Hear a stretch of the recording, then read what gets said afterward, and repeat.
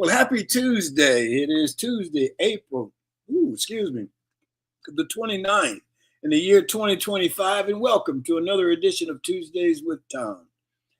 Well, it was quite a week this past week. The Pope passed, Pope Francis. He had an elaborate funeral that traveled through the streets of Rome with many worldwide dignitaries in attendance. Pope Francis was known as the People's Pope, and he brought many people to the church, some back to the church, and we'll see where the church goes next. The movie Conclave, which I saw last summer, I think is a fictional version of how the cardinals in the Catholic Church go about selecting a pope. It was interesting, and in this case, it turned out to be very timely. The NFL draft, I almost have to giggle about it, was this past weekend. Thank God it's over. All the speculation and prediction about who would go where and in what round was just a little bit too much. Glad it's over. There was something in the air regarding Shedeur Sanders, Deion Sanders' son, and his drop into the fifth round when he was predicted to go in the first round. What happened? Well, now the stories are starting to come out that the owners called their general managers and told them to take Shedeur off the board. Why? Well, I'm sure that's a complicated thing, but Shedeur played it smart, probably with some coaching from his dad, Deion. He had few comments other than saying he just wanted to play ball. He did say that he thought his family had something to do with his dropping so low in the draft. He said, quote, "With me, they have a perceived thought before I walk in. I just get the elephant out of the room. If I show a little bit of confidence, they say, oh, he's arrogant. Everybody else can do the same thing, but I come from a good family and they say he's entitled. Who does he think he is?" My comment, been there and done that. Our G-list guest today is Hosea London. Mr. London is currently the leader of the Excelsior Band. The Excelsior Band is believed to be the oldest marching jazz band in the United States, known throughout Mobile, Alabama. The Excelsior Band was selected as one of the National Endowment for the Arts 2022 Heritage Fellows. The NEA selects 10 organizations annually to recognize its historical treasures in the United States. The Excelsior Band has celebrated over 140 years of service to the Mobile community, and we look forward to having that conversation. Our show today, of course, is brought to you by the consulting firm of Best Girl. Let's catch up to Best Girl.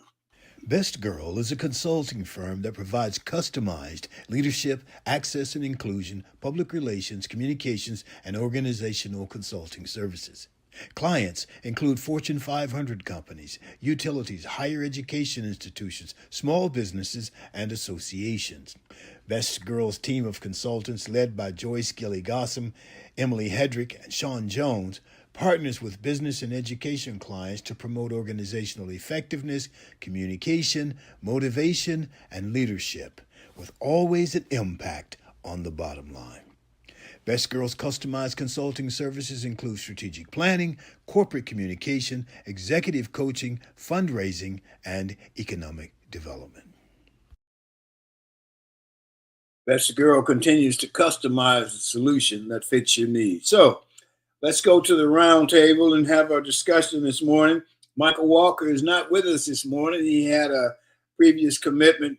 Good morning, Barbara Wallace Edwards and Barbara Larkin are here with us this morning. Good morning, Barbaras. Good morning, Tom. How are you? I'm doing great. How are you guys? Doing great. Thank you. Doing well. Thank you. I'm going to start with Barbara Edwards here. And Barbara, tell what's happening in your world. Well, Tom, got a lot of stuff to talk about today. You already talked about the draft. That was very interesting. I was really surprised with the Shedeur Sanders situation.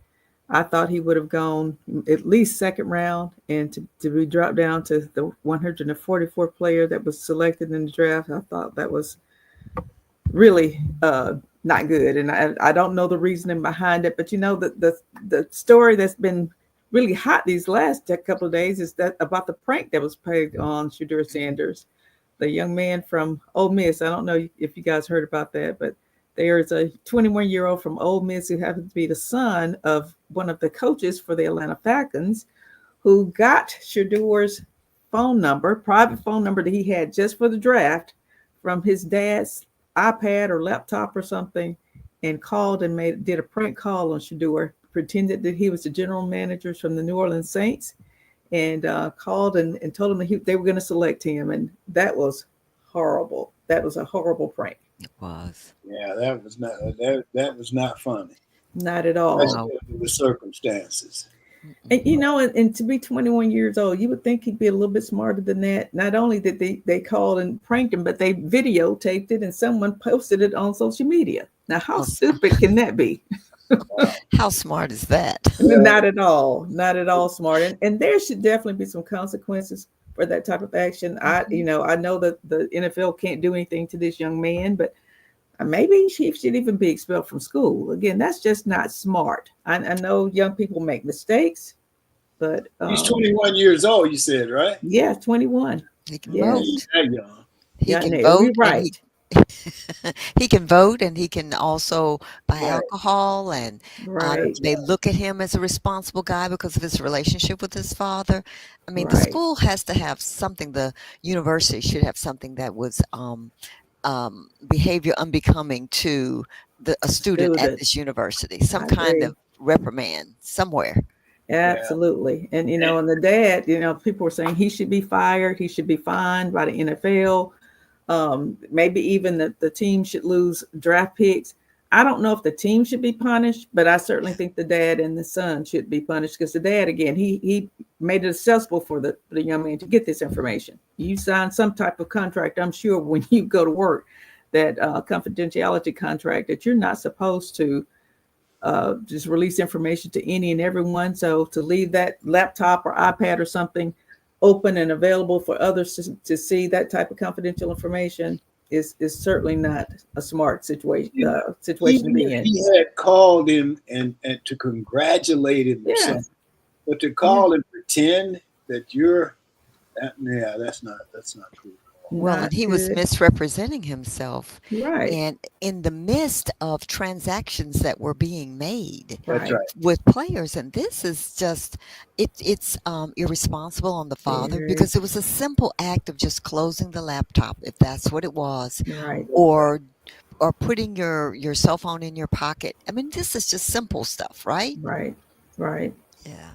We've all been there. I mean, you work in corporate America, you have confidential information you're supposed to keep separate. I mean, working in an insurance environment, I wasn't even supposed to bring things home that had that type of information in it, because the fear someone else could see it. So absolutely, this day and age with all everything on computers and out there in the virtual world, it's just too easy for someone else to get access to. So it started to come out yesterday that the owners, plural, basically instructed their general managers to take Shadeur off the board, right? So that they would not draft him. Now, why is that? I don't know, Tom. That's really interesting to me, because there are people saying that he was he was confident. He was overconfident. He was cocky. He come from a family with money, and he didn't need the money. Just all kinds of rationale and reasonings that make no sense to anyone else. And they said his dad, Coach Prime, was involved in his choosing which team he was going to, or making as he should be. As he should be. Eli Manning did the same thing with his son. Absolutely. Exactly. But it's different. It shouldn't be, but you're right. It is different. As long as we've been here, you would think that we would not have to go through this over and over and over again. Why would you want a quarterback that's not confident in himself? Absolutely. Why would you want that? You wouldn't. Right. And you got the people like Johnny Manziel and players like that who were overconfident. They had no problems taking them in the first rounds. So again, why hold him to a different set of standards? It's America. It is America. That's my answer.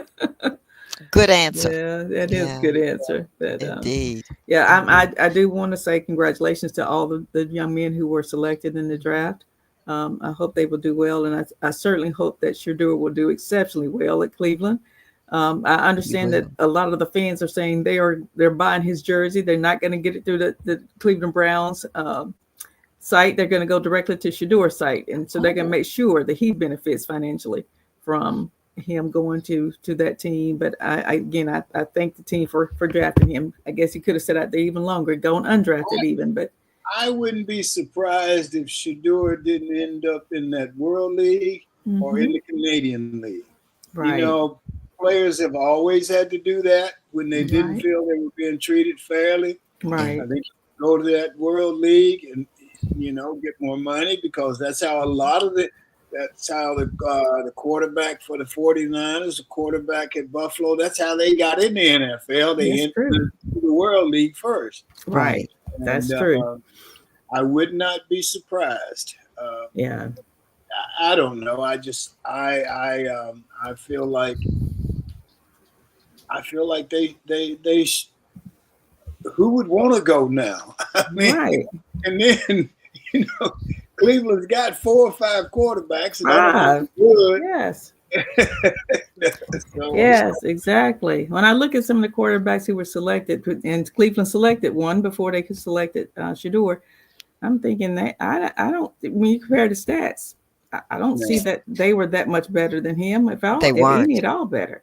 yeah. Hmm. So yeah, it was definitely a personal attack kind of thing going on there. But I'm sure his father is saying to him, show them, yeah, I'm sure show he is. them, Yeah, and he will show and us, he will. all of And us, and we expect I it.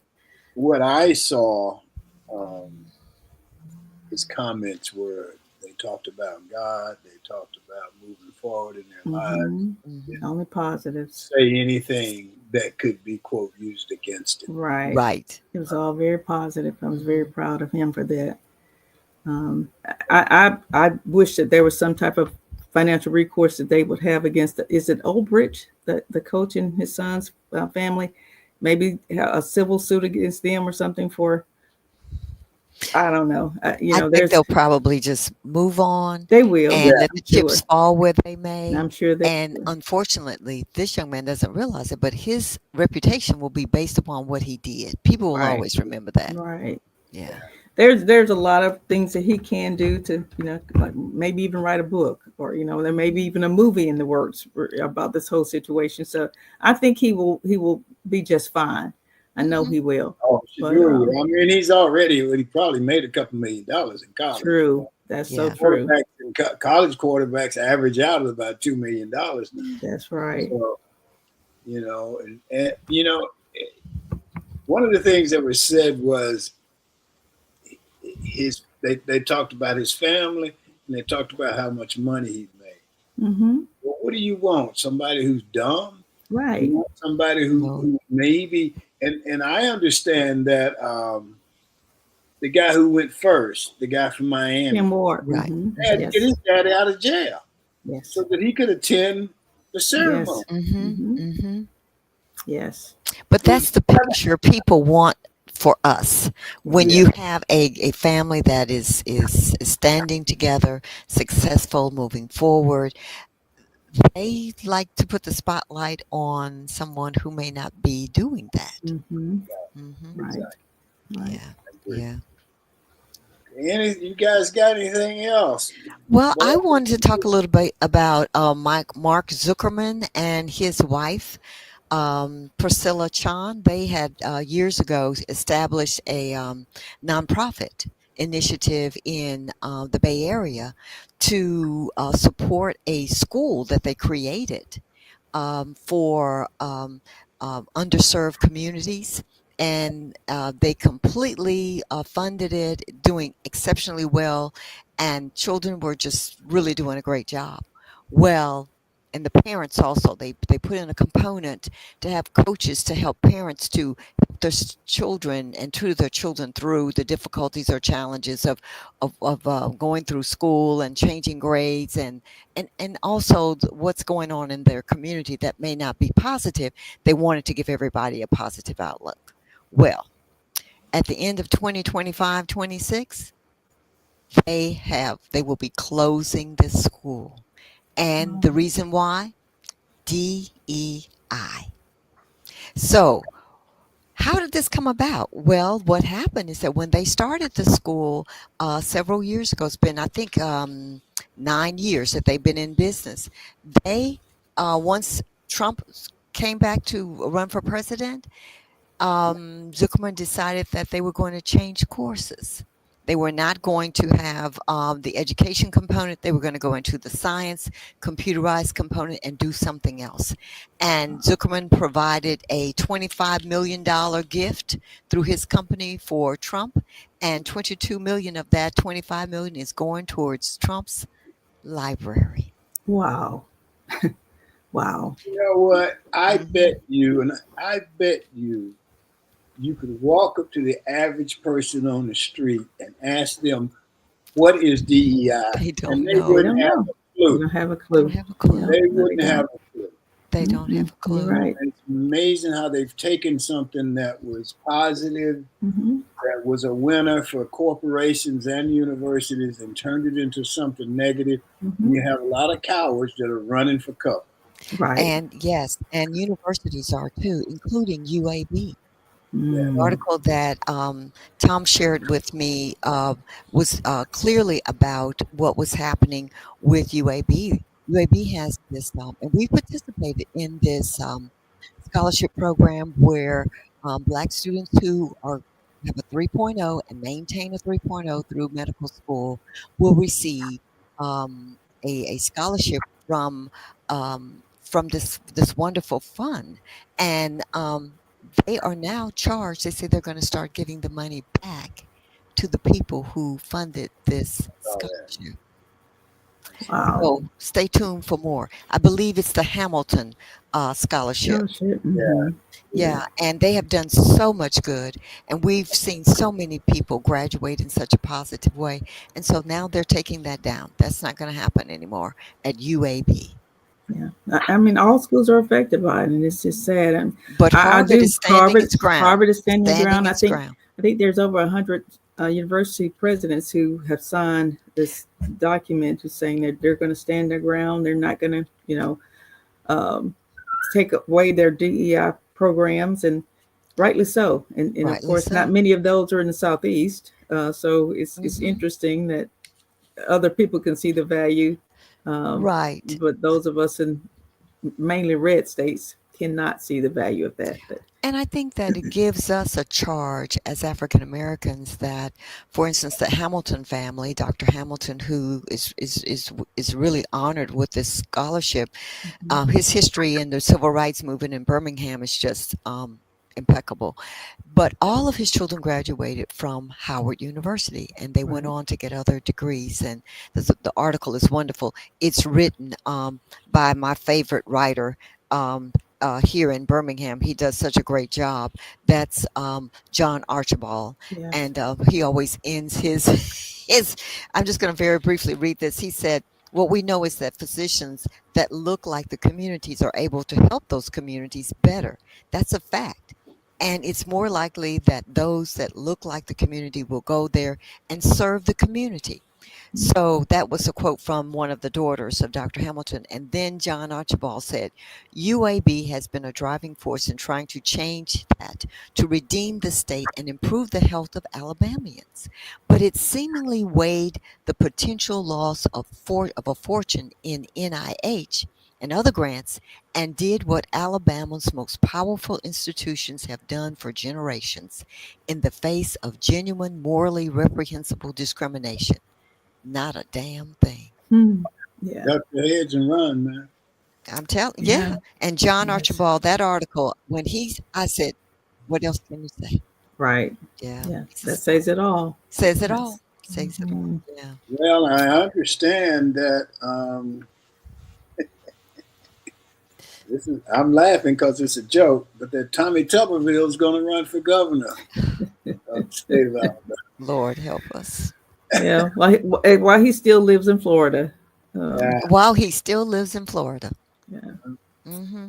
he can I'm do just that. amazed. I'm truly amazed. But yeah, it's Well, we cannot give up the fight. no, we're not. Nope. Not Never at No, we're ever all. not. give up. Never ever Not at ever. No, all. so So true. yeah. Okay. Yeah, one of the other things that I wanted to mention for those who have student loans, the Department of Education announced last Monday that it will resume collections on defaulted student loans starting May 5th. Oh, wow. So just as the stock markets hit historic lows and inflation continues to climb, the Department of Education says roughly 5.3 million borrowers are already in default, but it expects the number to nearly double and another 4 million are in late stage delinquency. Now, instead of Trump offering borrowers relief, he's giving them a bill. So Mhm. uh, Mhm.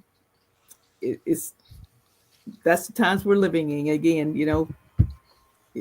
just when people are already hit hard financially, the tariffs will be taking effect, and prices are going to be going up everywhere.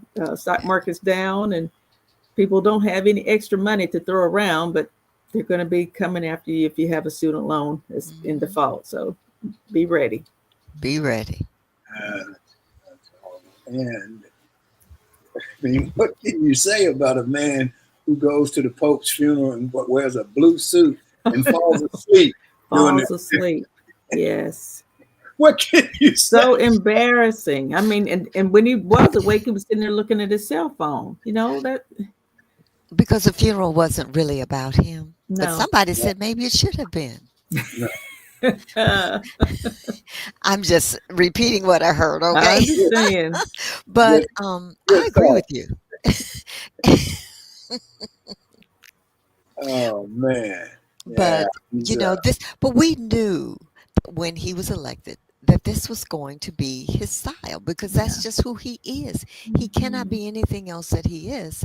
And so none of this should surprise us. We should be working diligently to pick up the pieces where he has shattered them. We have to do that. We cannot just let the shattered pieces lie on the floor. We've oh, got I to start agree. mending this and I preparing. just pray that whenever he leaves office, whether it's 4 years from now or tomorrow, that that the U.S. our country will be recognizable and it will be easy to pick up the pieces and move on. Because he's setting us back centuries, and And of course, it didn't have to be that way. it doesn't. And Right. they're taking items out of the Smithsonian African American Museum. Hmm. They've returned one man's Bible and the artifacts that he took with him when he was in the civil rights marches, and Hmm. they're returning that. So because they say it was on loan, but so we have to look at the fact that this wonderful grand artifacts, which I hope many people have visited, is now going to be changed Yes. because he says it's tearing our country apart. It's not telling the truth. What truth is he looking for? What truth does he want to see? True, Because true, again, the truth, It's true. there. It's true. he you can't say truth and that and You can't say Trump's truth name in the without same sentence. laughing. It's Right. I don't know that guy. If it's not about him, it's not good, Right. That's right. and that's where he is, and Hmm. it's just unfortunate, but I take solace in the fact that I didn't vote for him. I think we all can feel We good all can about take that. solace in that. I agree with Yes. you on that. I did not vote for him. Yeah, No. I No. never would vote for him. You have to respect people and respect systems and so on and so forth, and he does, and Right. so uh, just, just move on. When will Congress, when will the Senate, the House of Representatives, when will the Supreme Court finally say to him, You are not upholding the Constitution of the United States of America. That's what you promised, even though you didn't put your hand on the Bible, but you did promise that. When will they come to that? When? Due They're all process. It's simple. they're all afraid of him for some reason. They're you take a job that's a 4-year job, and you stay in that job for 12 years, and when you're making $100,000 a year, and when you come out of that job, you're rich. You got millions of dollars. Yes. How is that possible? How And is go that? back to this whole thing when the tariffs were first announced, and the stock market dropped, and so a Yes. stock that was called that you was priced at $40 is now at $20, and people went in there, rushed in there, and bought them. And one of them was that Marjorie Taylor Greene. I mean, Yes, that's a crime. it is a crime. You know, The and same thing, right? you Same know, thing that some people have gone to prison over. They're doing and That's right. getting away with it. Absolutely. Mhm. that's right. Yeah. So that's where we are. Yes. Unfortunate. Anything else? I do have one other quick thing I wanted to mention, Tom. Here in Birmingham, people have a chance to experience one of the most amazing technical and artistic creations. The John Lennon Educational Tour Bus will be in Birmingham today and tomorrow. Today, they're going to be at Birmingham City Hall at Lynn Park, and tomorrow they'll be at UAB's Alice Stevens Center. This is the tour bus that was created by Yoko Ono, the widow of John Lennon. So this is historic, and the Grammy Museum and UAB Department of Music of Grammy in the schools will also be involved in this. They will have a day of workshops, productions, music business for Birmingham City High Schools, music students. And so anyone that's interested, please check those out. They'll be, like I said, on site today and tomorrow until 5 p.m. So please go and check those out if you have an opportunity. Nice. Very good. One last thing about our guy is I saw where the team went to the White House, but Jalen Hurts didn't go. Jalen Hurts and several other players did not go. Yeah, about half of the team didn't go. Right. Almost. Yeah. So proud of that young man. He said he had a scheduling conflict, so that's going to be my new excuse when I don't want to go somewhere. Yes, I have a scheduling conflict. That's right. Yeah. So let's move on. Let's go to Sean. I think Sean's got a minute for us. Sean, are you up? Good morning to everyone joining in with us. My name is Shantia Jones, and this has got a minute. What do you know about the World Wide Web?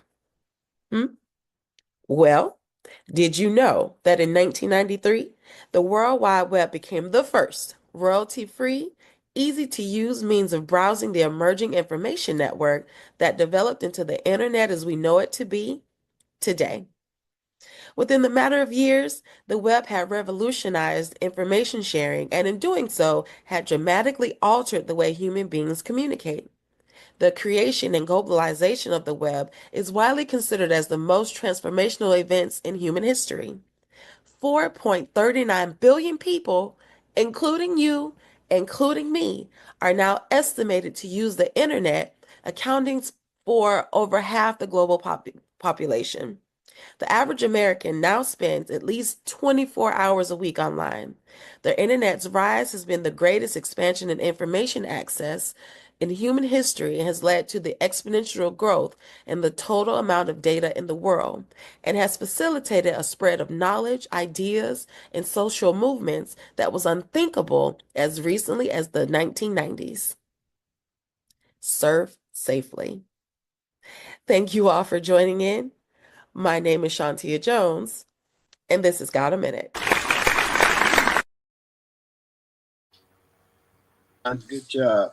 So let's go to the G list. Hollywood has the A list, and here on Tuesdays with Tom, we have the G list. Our G list guest today is Hosea London. Mr. London is the current leader of the Excelsior Band, believed to be the oldest continuous marching jazz band in the country.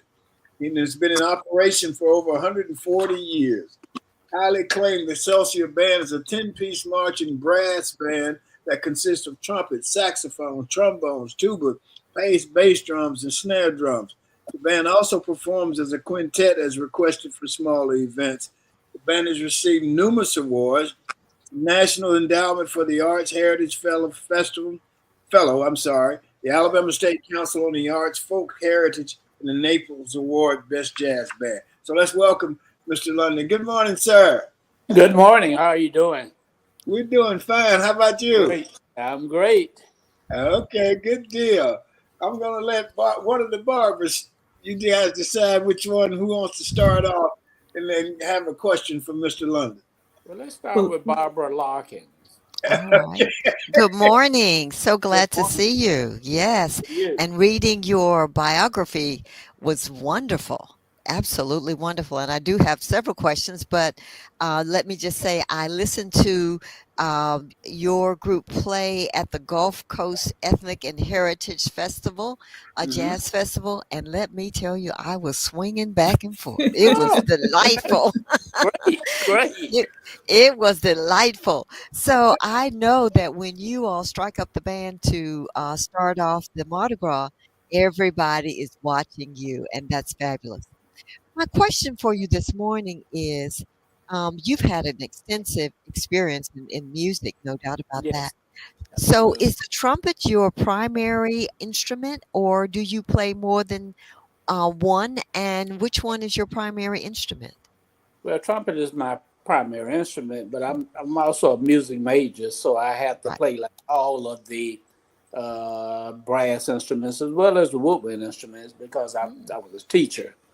Right. And so I played trumpet, but a French horn is also one of my instruments that I love to play, which is a concert instrument. I love And I that also have to instrument. learn to play, you have to learn a certain amount of piano to be Mhm. able to teach, actually, because part of my teaching was in elementary music.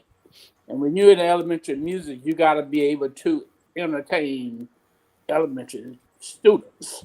So you Mhm. have to have some background in keyboard. Yes, absolutely. I remember when my mother asked me to come in and play for her elementary school, and I was playing, with both hands, and one little girl came up to me and she said, "You use all of your fingers, but our teacher only uses one. I like the one finger. I like the one finger pianist." I said, "Okay." So I'm sure you've had some interesting comments from elementary students because they do not hold back. Elementary, they're like awesome because They are.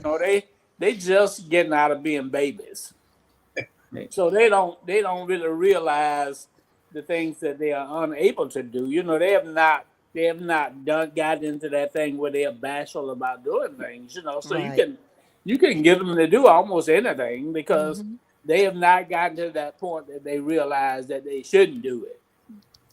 Yeah, true. Right, right. That is too funny. Barbara Wallace. Yes, Mr. London, thank you for joining us this morning. And Yes. as most people know, I'm a native of Mobile, Alabama, and I come back to Mobile every year for Mardi Gras. And of course, I look forward to seeing the Excelsior Band during Mardi Gras season. You guys are one of the highlights of Mardi Gras parades in Mobile. And as a former majorette, I have marched in several Mobile Mardi Gras parades, and I realize how long that route is. And you guys have done it over and over again every year. Tell me, how do you sustain that? Those Mardi Gras routes are not short. They're usually about 10 miles long, and you do sometimes multiple parades in each day. Please talk about that whole experience and how you all continue to stay in shape and able to do that. Well, you have to walk during the year. This is not Yes. something you can just wait until Mardi Gras and say, "Well, okay, I'm going to do the parades," because it doesn't work.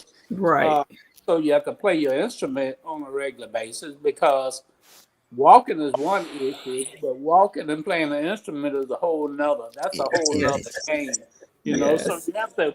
So you have to. It's a physical activity. You have to be in Mhm. shape. You got to be in shape to Yes. walk, but you got to be in shape to play an instrument. Some of these Right. guys like carrying tubas and drums and stuff. If you're not in good shape, and I have had some people that come and they got like halfway through and they was like, "Well, no, this is not something that I want to do." So, Right. so, so it doesn't work. It's not for everybody. Right. Barbara, I've been marching in parades 49 years. Wow. Wow. 40, Amazing. 49 Wow. years of field. Amazing. And when I'm walking and playing, I feel better than at any other time. Wow. That's That's great. that's what I do. Playing the instrument is just amazing because Yes. you're using oxygen, Yes. Hmm. and it's just the best thing, man. I got the best job. I mean, I wouldn't trade it for nothing. That's great. That's Yeah. wonderful. That's Obviously, awesome. you guys see it as an honor. Yes. Oh, it's an Wow. honor. It's an honor. The thing that people don't know about the Excelsior Band is that it's not what typically you would think of as a band. The Hmm. Excelsior Band is a tradition. Right. And when you come into the Excelsior Band, there is no sheet music. There's Mm. not some sheet music that you can read and learn. You can't learn it like that. You have to learn it from the people who are already there. There. That's, Oh, that's wow. what creates the tradition. And Mm-hmm. then, you go through another generation and they pass it down to another generation. That's the Hmm. only way you can keep a tradition because you need two sides of the tradition. You need somebody to teach it, but then somebody has to also be there to receive it. That's the only way. Right. That's the only way you can continue. And we've been doing it for now like 142 years, so it's an amazing Wow. experience. And uh, people think of the Excelsior Band as a Mardi Gras band, but the Excelsior Band, as Tom pointed out, is a walking jazz band. Mm-hmm. Right. Mm-hmm. And Right. it's been that from the beginning. These guys play jazz walking in parades. That's pretty Yes. much what we do. And the rest of the time we're doing weddings and funerals, and we do front yard parties and backyard parties, and so it's a continuous throughout the year. Mardi Gras is only a small portion of actually Right. what we Right. actually. Yeah. And I'm Barbara Larkin. You say you came to the jazz festival. I'm also the leader of that camp. Okay. Yeah, Wow. Okay. yeah. This amazing camp that we bring in young people to perform, Wow.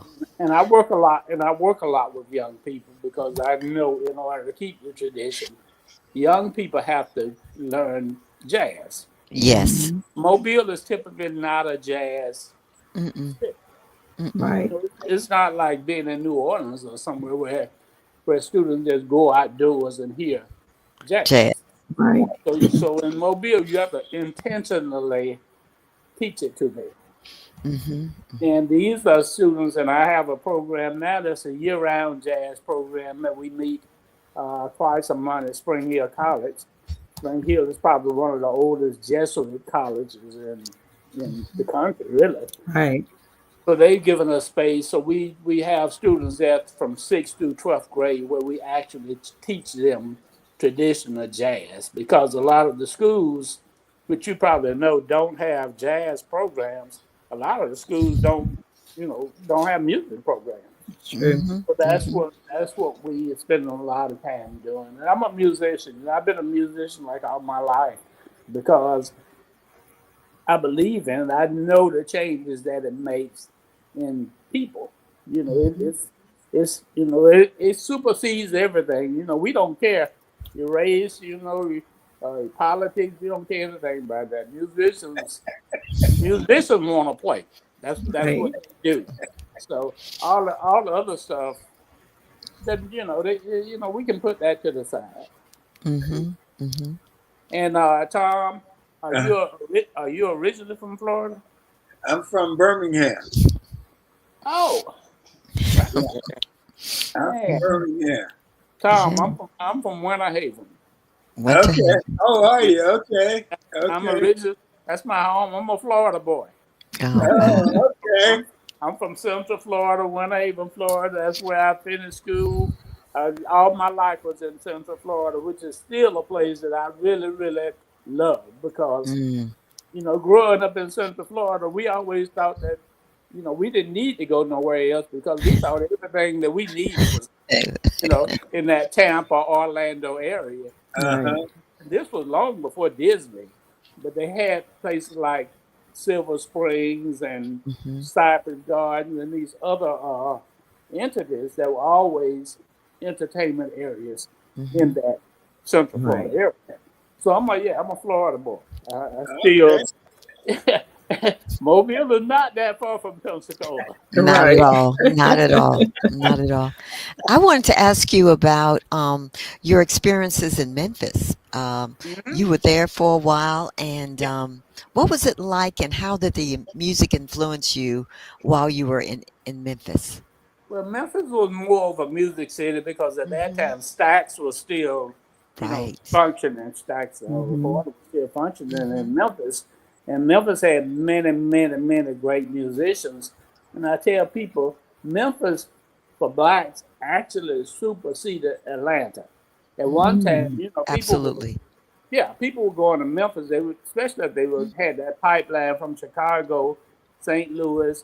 They ended up in Memphis. Memphis was, it was a, it was a huge city and a huge influence for during the time of integration. A lot of the first bankers and those people in business were actually started in Memphis. Right. Wow. And this was during the time when Memphis was, I don't know if, yeah, you probably remember when everybody had like a Cadillac. Oh, Mm-hmm. Yeah. yes, of course. Okay. Except my family. It was not going to happen. Mine either. We didn't have My one. mother was not having it. They had that big Eldorado that was, Oh, yeah. Yes. Yes. first. All of my Oh uncles God. had those Cadillacs and Eldorados, all of them, but we did not. Okay, okay, okay. Well, that was big. That was big in Memphis, because man, these guys was like, well, you had a lot of hustlers. Yeah, so. I, But I enjoyed my time there. I was in the school system in Memphis. Loved Memphis. Had a great time in Memphis, and I stayed there for a while. At that time, I was like 22, 23, something like that. Mm-hmm. I actually started teaching in Mississippi Valley Hmm. uh, College. Basically, I was Okay. there. I was their trumpet instructor. As soon as I got out of college, I went there and I worked there for a while. Moved to Memphis, but at that age, you kind of moving around. Oh, You yeah. got a lot of Right. you got some leverage. I'm like, well, I can try something else. I can do some other things. So, Right. but I did stay there went back to Florida for a while. Then I went to Huntsville. I worked at the Arsenal. For some time. Hmm. Yeah, before I Mm-hmm. came to Mobile. What brought me to Mobile was the state of Alabama because I worked for the Department of Mental Retardation. Okay. Hmm. So I got into that program, which was a sort of a music therapy program, Right. and I Hmm. worked with people with disabilities. And I joined the musicians union here in Mobile. Used to have a musicians union, Hmm. and I joined the union. And they called me one day and said, "Well, the Excelsior Band needs a trumpet player." Well, me not being from Mobile, I was thinking, why are these old guys out here trying to do a Mardi Gras parade? I love it. I love it. 'Cause I didn't know.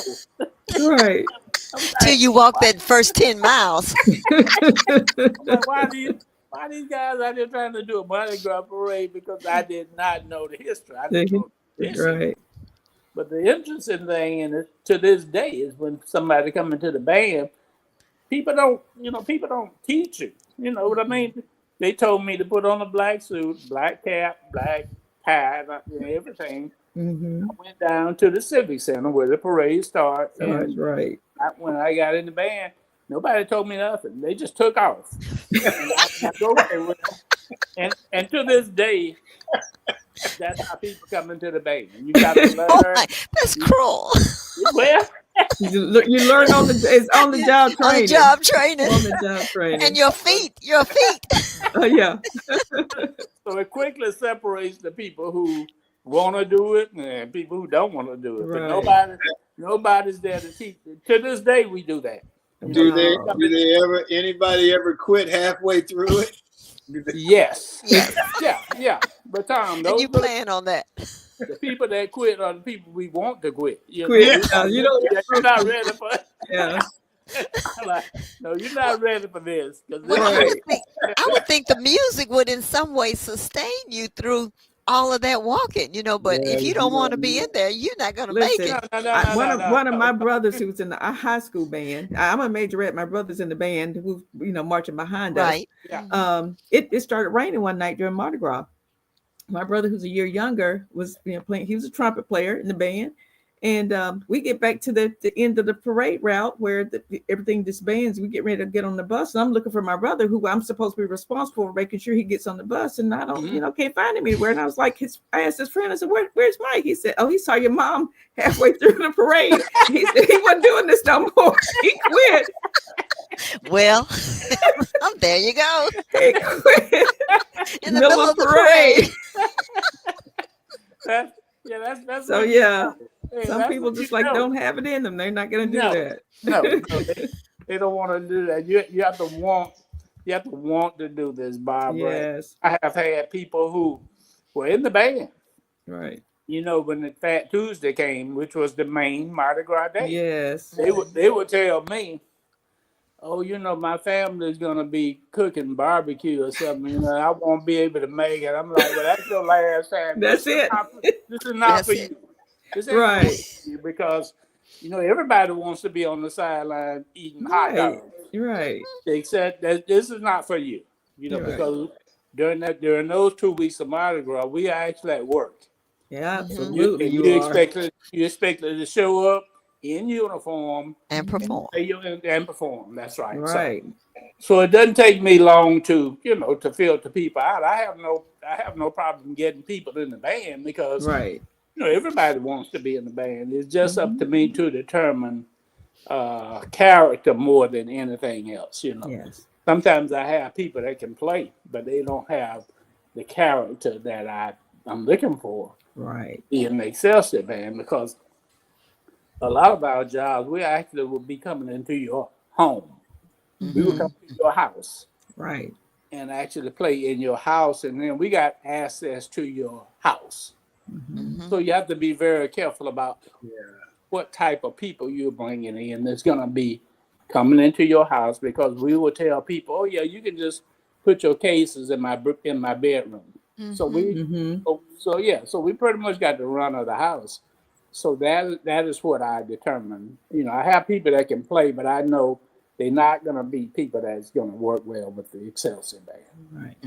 So, Mr. London, talk a little bit about the history of the Excelsior Band. How did it get started, and who started it? Well, it was started by a guy named John Pope, and actually, these guys were Creole firemen. Oh.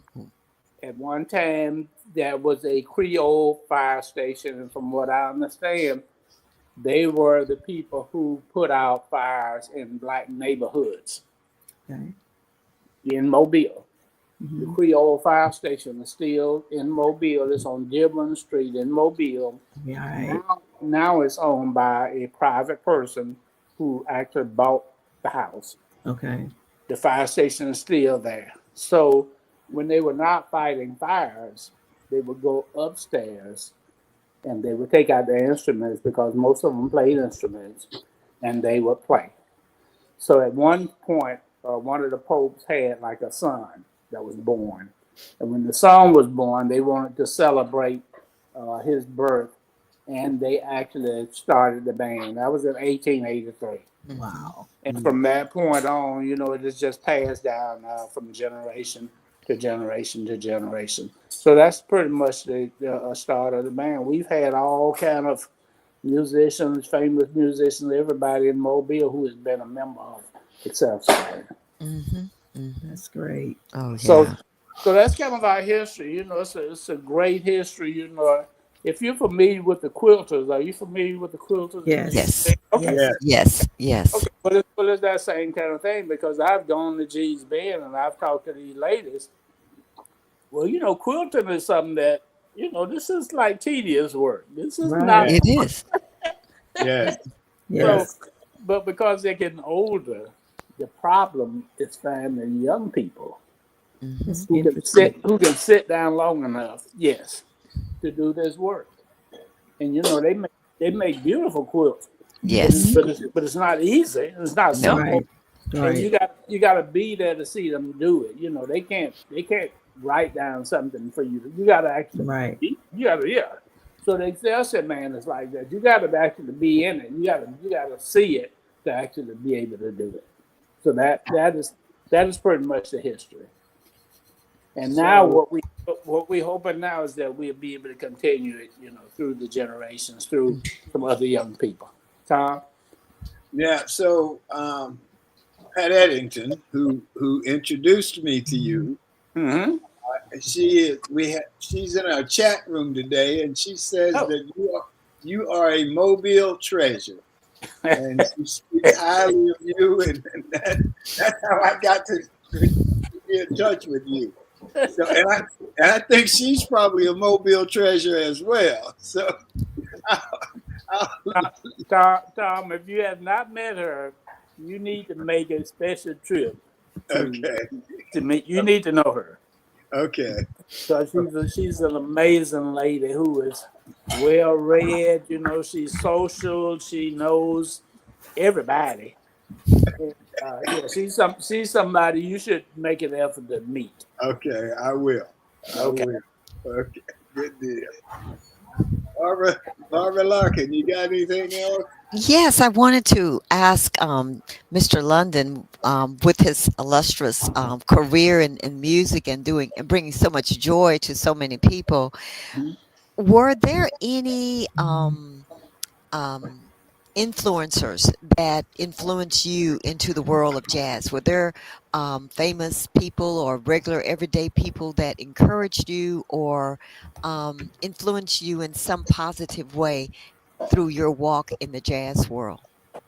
Well, absolutely. My high school band director was from Tampa. He was a trumpet player that went to Bethune-Cookman. So Okay. he was the beginning of actually getting me interested in jazz. But here in Mobile, they had guys like Fred Wesley. I don't know if you're familiar. Fred Wesley was James Brown's band leader. Yes, we just Yes. talked about him That's right. last week. Okay, Yes. okay. Well, he's an awesome. Even though he was playing R&B, he's an awesome jazz. Okay, Hit me, Fred. I got that book too, Tom. I got it signed by Somebody Fred. they just gave it to me. Hit me, Oh, Fred. okay. Yeah, yeah. He was awesome. There's a guy named Joe Lewis who grew up in Mobile. All these guys were just jazz. They were jazz performers. That's basically what they did. E.B. Coleman, who was a band director at Central High School during segregation. Central High School was the biggest black high school in Mobile. So all of Yes. these guys, and he also had a 16-piece big band. E.B. Coleman did that I took over when he passed. So I also had the Coleman big band, and I also had the Excelsior Band, pretty much at the same time. Wow. So, and the E.B. Coleman big band was probably the only black big band between, Tampa and maybe New Orleans. There was no other black big band. We talking about 16-piece, 18-piece. Yes. Oh, Yes. yes. Oh, Yeah. yes. Yes. So I had that great opportunity of being able to also lead that band as well as the Excelsior Band. So sometimes it's not what you're seeking to do, but it needs to be done. Sometimes nobody will do it, Right. and Right. it's something that has to be done. So I kind of landed in some roles that I was not really seeking, but I knew that the Excelsior Band was a band that needed to continue traditions, and I was willing to put because it's work. Yes. It's work. You're basically supervising 10 musicians, right? So musicians can be a little, they can be a little They fickle can. sometimes. Yeah. They can. They can. They can. Yeah. I grew up in the church, Mr. London, Okay. and the biggest question that you always had as my father was the minister was always the musician, and a choir. Right. So Right. there was always something stirring somewhere. But I wanted you to talk just a little bit about I think it's Spring Hill College. Uh-huh.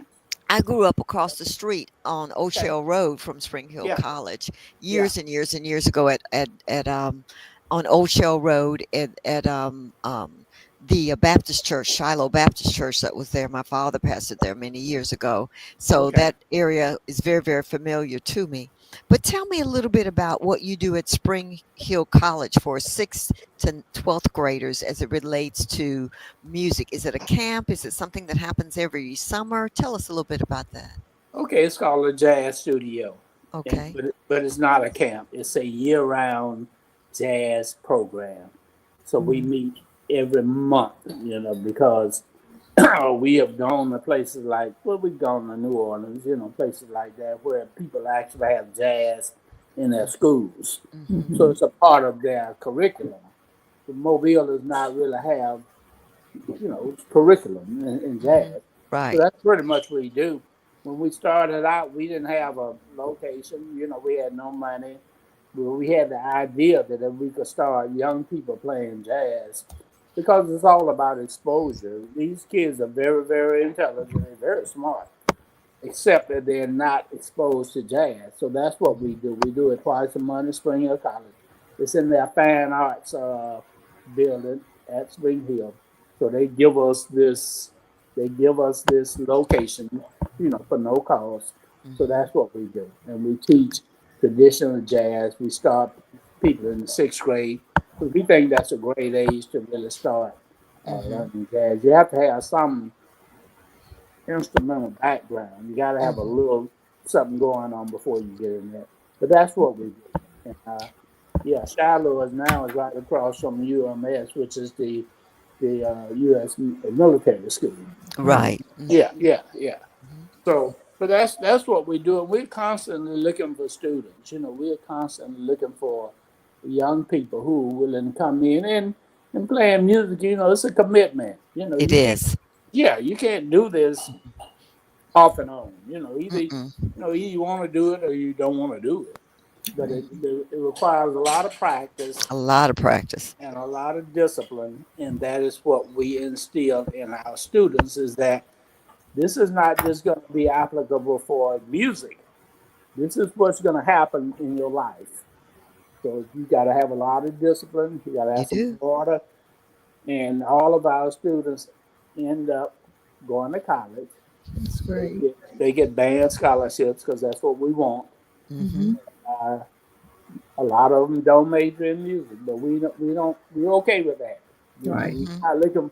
We have people who have majored in like chemical engineering. Yes. So Right. yeah, I mean, Yes. That was one of the things I was going to say. I know that at Auburn we used to go down early for football practice. The hmm only other group on campus would be the band. Band. Man. yeah, We'd Mhm. be practicing and Oh they'd yeah. be practicing. But then I found out a lot of the band people, a lot of the members of the band were in engineering, and yes, there's some kind of Mm-hmm. yes, connection there. absolutely. Absolutely. Absolutely. We love that, man. We had a student ago. She went to the University of Oklahoma, which was awesome. Yay. Boomer sooner. Oh gosh. And she wanted to audition for the band, and she told me it was like the summer before she was ready to go to college. I said, "Well, you Right. should have let me know that earlier." And she put in the work. She made the band. I'm talking about you talking about 400-piece band. Oh yeah. Right. This is not child's play. No. Right. She majored in she majored in chemical engineering. Uh, She played in the band. She went and got her master's, and now she's working on a PhD in chemistry. Wow. Wow. So That's that's awesome. that's what I said. I was like, wow. And, Yes. That's great. yeah, it was What a it was great. blessing. It was great, but it shows you that same type of discipline that you can do anything. It'll take you Mhm. anywhere. And like you Mm-hmm. said about the football team, man, look here. I was on a band scholarship, right? So whenever if he said we gonna practice at 3 o'clock in the morning, That, You were there. it was 3 o'clock in the morning. Yes. You practice, absolutely. practice. You go get you some breakfast. You come back. You practice Practice some again. more. You Mhm. lunch. And you go back to rehearsal that's tonight. And you all look good on the field when it was performance time. Yes. Every time. So that kind of discipline about Mhm. promptness, you got to be on time, you got to be Right. in uniform, and that just take you, that'll take you through life. And I, It will. Anywhere. It will. Yes. anywhere, Yes. you're gonna have to Right. do that anywhere. That's Do, right. do you still play when the Saints go marching in? Man, look at here, Tom. I, I play that so much, Tom, until that's like the last thing on my playlist. I try to play everything I know before I go back to that. That's the very last thing on my playlist because everywhere we go, that's what Everybody people wants want that to one. hear. Just want to But hear yeah, it. we still play it. But I got a bunch of things, man. I got about 50 tunes before I get to the Saints. Yeah. I do still play it. That's all right. Yeah. Oh, this is great. This is great. We got anything else? Any of the Yeah, barbers? I'm it's good. I just Thank want to you. say thank you all for what you're doing, been- Mr. London. I appreciate it so much, and I enjoy your music. I look forward to seeing you all every Thank year, you, every year. thank you for having me. Thank you, Tom. Tom, Thank you, man. make a point Miss to come to Mobile, and I'm gonna introduce you to Pat Eddington, man. You Okay, gotta do that's that. that's Thank that's you, a Mr. deal. London. Thank Okay, That's you. a deal. And keep doing what you're doing it because you okay, really enjoy it. all right, Yes. I do. Yes, thank Yes. you. Thank All you. right. Thank you, sir.